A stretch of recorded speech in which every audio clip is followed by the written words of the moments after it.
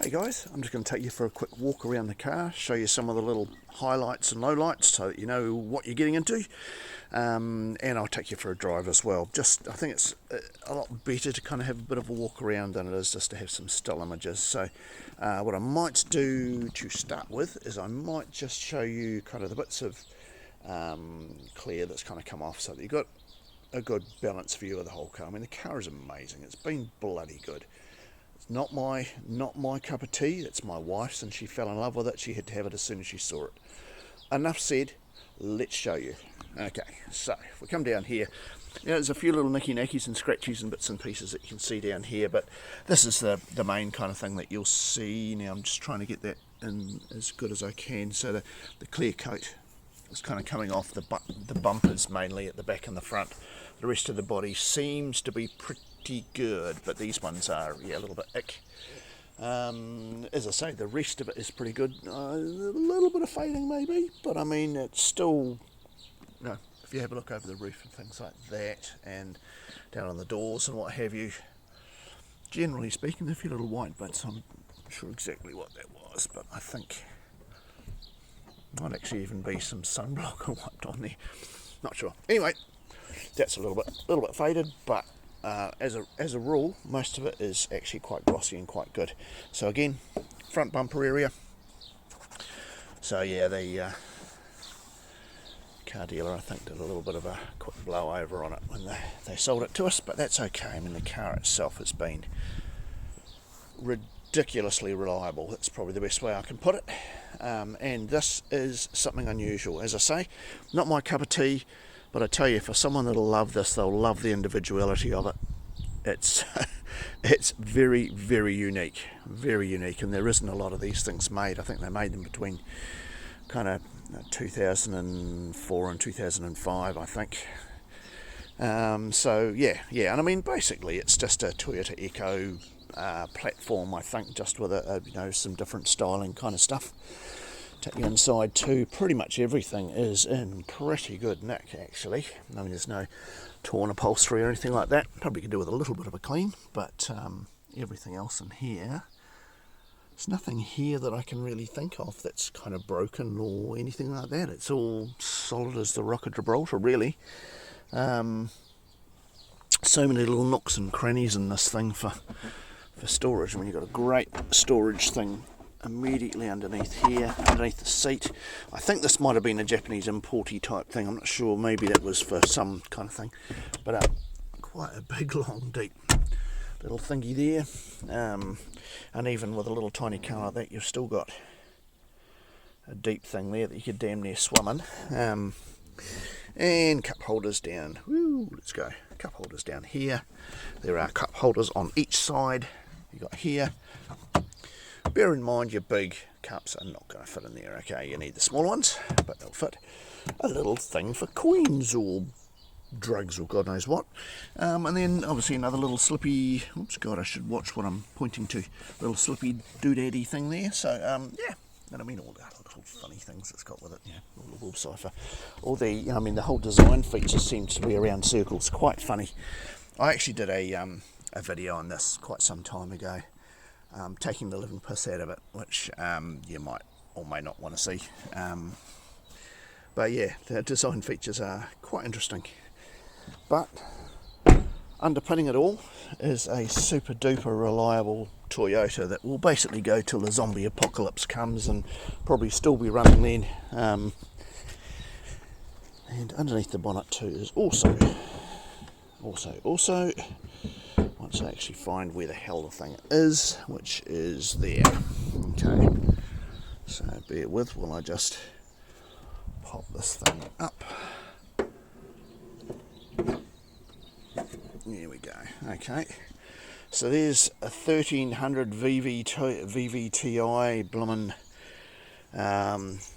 monstrous beast with 3,000 horsepower. No, that's a slight exaggeration, but yeah, as I say, they just go and go and go. And I mean, these day and times where you need a sort of fairly cheap running and stuff like this car will just go and go and go. It just never let us down. The only thing I think we have had to do is put a new battery in it.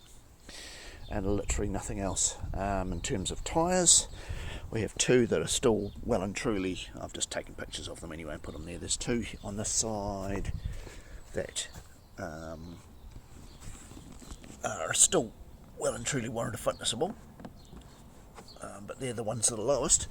And we have two brand new ones, literally probably still only just worn the nipply things off them. I'm not getting that well, but it's in the pictures. So that's two brand new. That's another one there which is almost brand new too. Not sure if I'm getting that. Yeah, I am. Okay, so what we might do is we might just get in the car, we'll start her up, and we'll go for a little ride, won't we? In fact, we'll start it up and just listen to it from here too, so that'll give you a better idea. Oh yeah, it's just starting to rain. That's excellent. Right. Are you waiting? I know it's scary. There we go.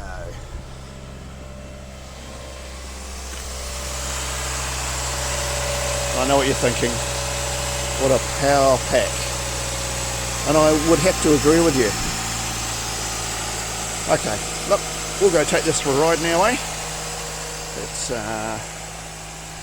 take it out for a quick squirt and give you an idea. Okay.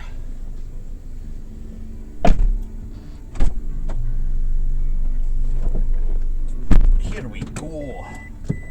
Got to have the rock, that's imperative. The rock must be playing in this car. Or maybe I might be exaggerating.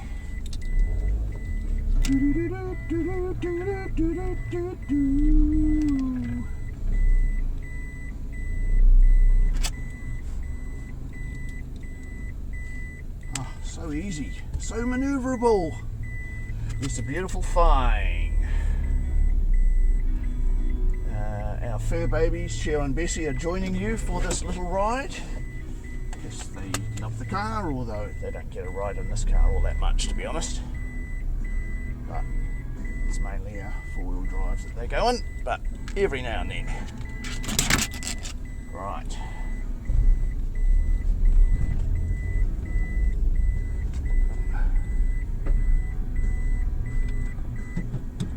Let's turn that down a little bit. Right, so what do we need to know about this car? I think my beautiful wife has now had this for probably going on 5 or 6 years. Look, I can't really count, to be honest. I'm an IT guy and I don't count and I can't spell as well, so there you go. But look, it's astronomically reliable, this car. It just goes and goes and goes. I mean, we took it over on the open road, took it out, did a big loop trip from the Wairarapa round to the Hut and round to Palmerston North and back. You can go back a bit, doggy, so that they can see.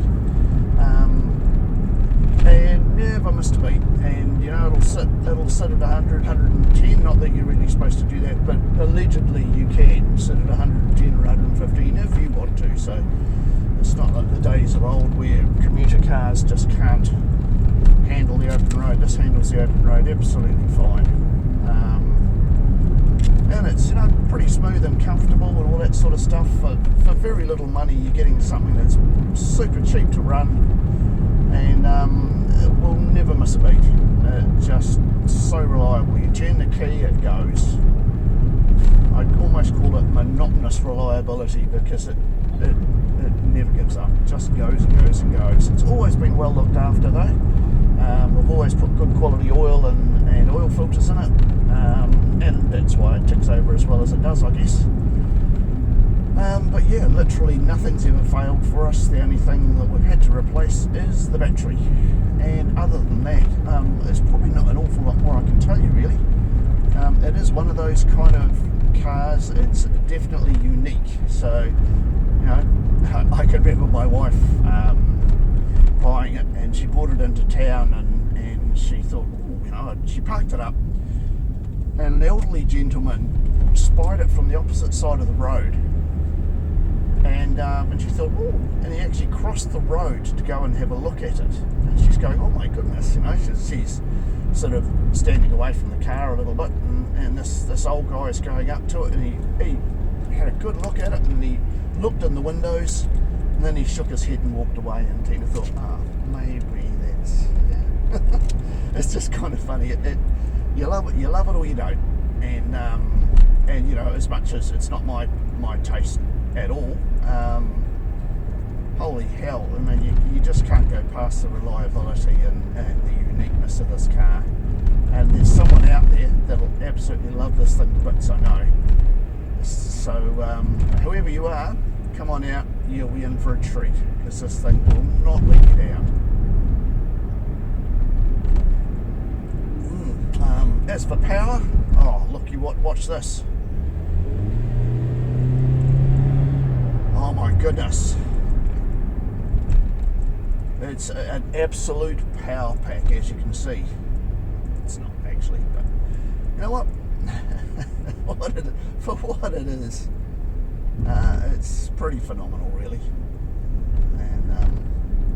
And as I say, it's pretty much a Toyota Echo or a Spitz or anything like that, really. Just kind of with some different styling, flair, and all the rest of it. So, as I say, it'll appeal to someone and won't appeal to some, and that's absolutely fine. But if you know, for the amount of money that you're spending on this, you're getting one heck of a lot of car, and it's a darn sight. Like it's incredibly roomy for the size of the car. If you get inside it, you know, the space has been well planned out and well thought out. You can put the seats down, and you'd be surprised what you can get in it. And it's really upright. My wife likes something that's really upright and got really comfortable seats. Looks, you know, sits fairly high. Although the seats are fairly well adjustable. Yeah, it's a great little car. I'd never buy this for myself, because I'm a car guy. I'm into exciting cars. This is unique but not exciting. So, as I say, my wife absolutely loves this thing.